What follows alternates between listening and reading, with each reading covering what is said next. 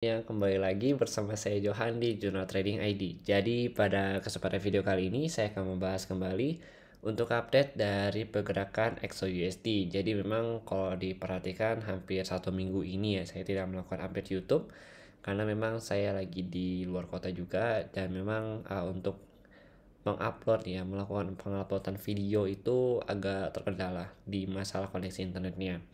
Jadi untuk video kali ini atau untuk minggu ini akan saya update kembali dan akan aktif kembali di channel YouTube dan juga di channel Telegram. Oke, kita akan bahas dulu di sini mengenai XOUSD. Di sini XOUSD kalau kita perhatikan harganya sudah 1792. Memang sempat beberapa hari ini kalau kita perhatikan ya, dan memang juga saya update di channel Telegram, itu dia dari tanggal 1 Desember sampai penutupan kemarin, jadi tanggal 17 Desember di Jumat ya, itu dia masih coba untuk breakout dari 1800 ini. Tapi kalau kita perhatikan itu masih belum bisa, dan memang terkendala di harga 1802. Ya, kalau kita perhatikan 1802 ini juga pernah kita bahas pada video-video sebelumnya, sebelum harga sampai di sini ya, lebih tepatnya itu pada 2 bulan lalu ya, ketika harga masih di 1600-an. Itu pernah kita bahas juga bahwa 1802 ini adalah resisten dari si weekly-nya itu sendiri. Nih kita coba klik dulu untuk time frame weekly-nya. Oke, jadi di sini itu kita pakai time frame weekly. Nah di weekly ini kita kelihatan nih, ini ada 1802 ya, ini satu. Oke, ini 2, nah ini 3. Jadi kalau kita perhatiin beberapa kali ya, jangankan dari tanggal 30 Mei ya atau tanggal 16 Mei, dari belakang sini ya, mulai dari tanggal 6 Juli 2020 pun ya, kalau kita perhatiin memang pergerakannya dia itu lebih respect ke 1802 ini. Karena kalau kita lihat ini adalah area SNR dari si weekly dari untuk si XOUSD ini sendiri. Kemudian kalau kita perhatikan lagi, terakhir kali dia menyentuh area ini adalah pada tanggal 15 Agustus. Kemudian dia turun lumayan jauh sampai harga 116 ya, 1616 ya, 0,91. Kemudian dia naik lagi, dan kalau di candle weekly sih kalau kita perhatikan ini belum ada breakout ya. Karena ini cuma keluar dari sumbunya aja yang keluar dari area 1802. Jadi kalau untuk breakoutnya ini masih belum dikatakan valid karena body candlenya ini masih ada di bawah. Lalu kalau kita perhatikan lagi, sudah 3 minggu ya, dari tanggal 28 November sampai kemarin tanggal sekitar 17 ya, atau kalau kita perhatiin ini tanggal 16 Desember, itu masih coba untuk di breakout tapi masih belum berhasil juga. Jadi total sudah 3 minggu ada mencoba untuk breakout dari area ini dengan area kalau kita perhatikan untuk support weekly-nya itu ada di level harga kurang lebih itu di 1784, terendahnya itu ada di level harga 1726, itu untuk support weekly-nya. Tapi kalau untuk resistance weekly itu 1802, itu harus kita perhatikan. Kemudian di harga 1828 ya, 1828. Jadi kalau begitu dia breakout dari 1802, berarti memang targetnya itu adalah 1828, kemudian 1850. Jadi memang kalau untuk 2 minggu ya atau penutupan tahun ini itu adalah 2 level resisten yang harus kita perhatikan. Yang pertama 1828 dan 1850. Kalau untuk saat ini resisten terdekat itu ada di 1802. Itu harus kita perhatikan juga untuk hari Senin nanti sama hari Selasa ya, kurang lebih. Itu untuk level resistennya. Sekarang kita pindah lagi ke daily-nya. Oke, untuk daily ini tadi saya menemukan ada area demand di sini sama ada supply zone. Jadi ini kalau di daily kalau kita perhatiin ya, itu untuk area demandnya itu ada di level harga kurang lebih 1766, 1774. Ini saya ambil dari time frame 4 jam. Kemudian kalau untuk supportnya itu ada di level 1757 sampai 1750. Cuma kalau kita perhatikan lagi untuk support daily-nya itu terdekat ada di level harga 1750, nanti baru masuk ke 1750. Nah kemudian kita pindah lagi ke time frame 4 jam. Tapi kalau kita bahas secara pergerakan harga ya atau struktur harga, dari weekly sini dia sudah mulai potensi untuk uptrend sebenarnya. Kalau untuk pergerakan struktur harganya. Kemudian kalau untuk daily-nya di sini dia itu kan kalau kita perhatiin ya, kalau kita pakai line chart ini dia break dari swing low-nya dia. Di sini masalahnya di 1780. Jadi kalau kita perhatiin memang masih cenderung untuk melakukan penurunan. Jadi bisa dikatakan weekly-nya itu mau koreksi dulu untuk minggu depan ini. Tapi masih butuh konfirmasi ya, di hari Senin nanti akan kita lihat lagi bagaimana untuk kondisi dari si gold ini sendiri.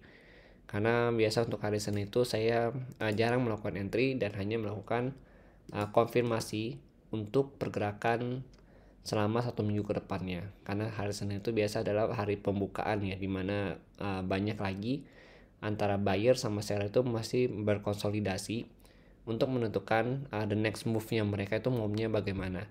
Tapi kalau secara struktur harga, kalau kita perhatikan di daily-nya, itu dia sudah breakout dari low-nya dia. Artinya struktur harganya ini sudah turun gitu. Nah, ini harus kita perhatikan juga ada area retracement. Untuk area retracement ini saya ambil dari time frame 4 jam. Oke. Saya ambil dari time frame 4 jam, ditarik dari area sini ke bawah sini. Jadi dari harga kurang lebih 1824 ke 18 kurang lebih 1774. Ini untuk area retracement-nya dia itu kita dapat di harga 1799 atau 1800 ya sampai 1805. Jadi untuk intraday yang harus kita perhatikan adalah level resisten ini 1800 sampai 1805. Ini adalah area koreksinya dia. Dan area koreksi ini atau retracement ini bertepatan dengan low-nya dia yang di sini. Jadi ini adalah area SNR dari sim 4 jam itu sendiri. Maka kalau saya perhatiin, karena dia sudah break dari low yang ini, ya dari low yang ini harus kita tandai juga. Berarti secara struktur dia udah turun. Nah, ini untuk area retracement maksimal itu dia di sini 1805, kemudian dia turun, break low, retest low lagi, turun. Kalau dia breakout dari area ini kan kalau kita lihat ya, ini kan ada area yang cukup padat ya. Area cukup padat ini ada di 1766 sampai 1774. Itu dia kalau break dari area ini artinya dia akan menuju terendahnya itu di 1750 kembali. Untuk penurunan terendah, kemudian terjauhnya itu dia akan coba retest ke 1740. Ya di sini kalau kita perhatiin ada low-nya dia juga. Ini ada area retracement dari dia. Kemudian terendahnya itu 1732. Nah, ini kalau misalkan dia breakout dari 1774. Ya, 1774, target dekatnya 1766. Ya, ini kita tandain dulu.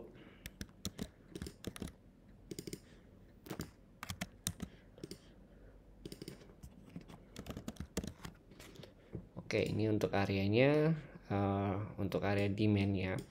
Kemudian dia akan melanjutkan kenaikan kalau misalkan dia berhasil break dari 1805 ini. Karena kalau kita perhatiin yang sebelumnya sini ya, ini kan dia 1805 juga nih. Kalau kita lihat dia gagal break atau cuma fake move.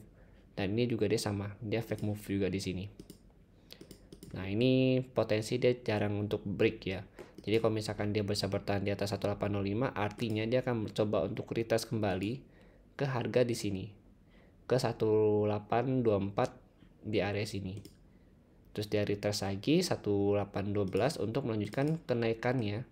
Kurang lebih nanti kenaikan pertama itu 1828 terdekatnya.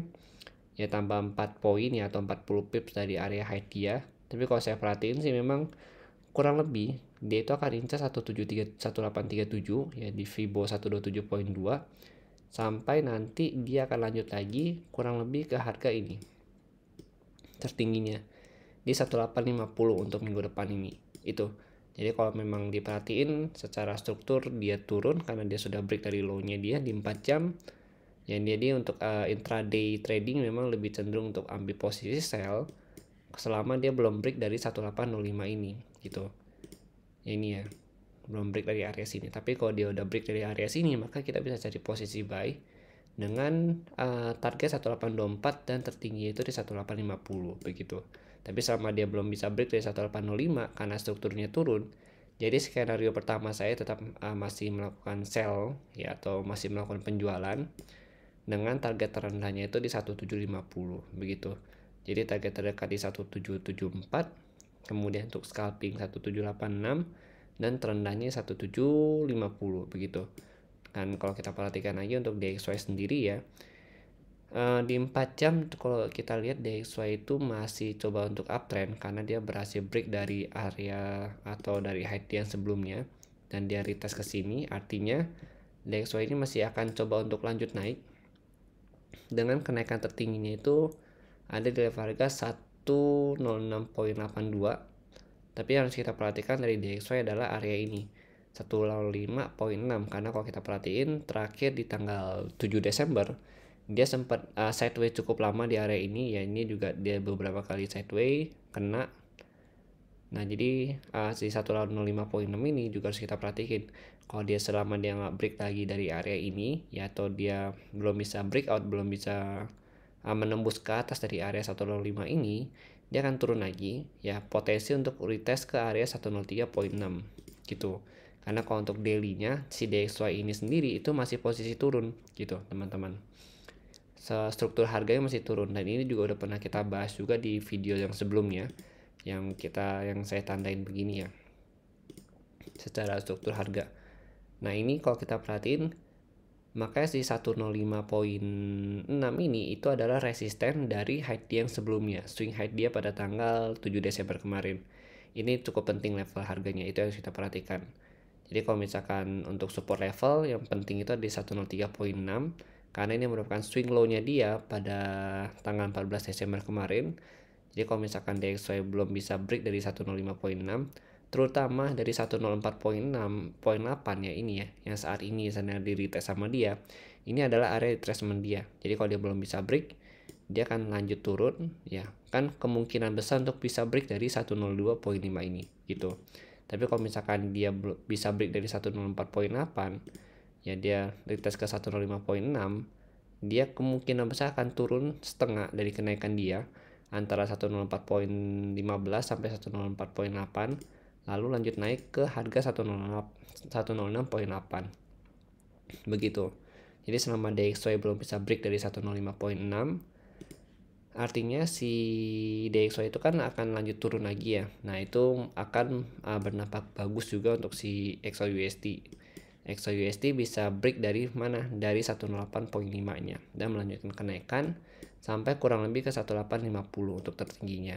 Tapi kalau DXY bisa break dari 105.6 ini, kemudian dia lanjut naik, berarti XAUSD belum bisa break dari 1805 nya ini, kemudian lanjut turun ya, kemungkinan besar untuk targetnya itu di 1750 begitu. Jadi mungkin sekian dulu pandangan saya mengenai XAUSD untuk hari ini. Jadi kalau misalkan ada salah atau misalkan ada yang kurang, saya sangat senang sekali untuk kalian yang mau berbagi pandangan ya di kolom komentar Juna Trading ID ini di video ini, karena dengan adanya pandangan-pandangan juga dari teman-teman sekalian itu akan sangat membantu untuk saya dan juga untuk teman-teman Juna Trading ID yang menonton video analisa di channel saya ini. Jadi begitu, saya sangat berkenan sekali dan sangat berterima kasih kepada kalian semua yang mau berbagi pandangan analisa. Ya, misalkan ada perbedaan pendapat, itu juga boleh banget kalian sharingkan di kolom komentar Juna Trading ID. Begitu. Jadi mungkin sekian dulu penjelasan dari saya mengenai XAUSD. Terima kasih dan sampai jumpa pada video berikutnya.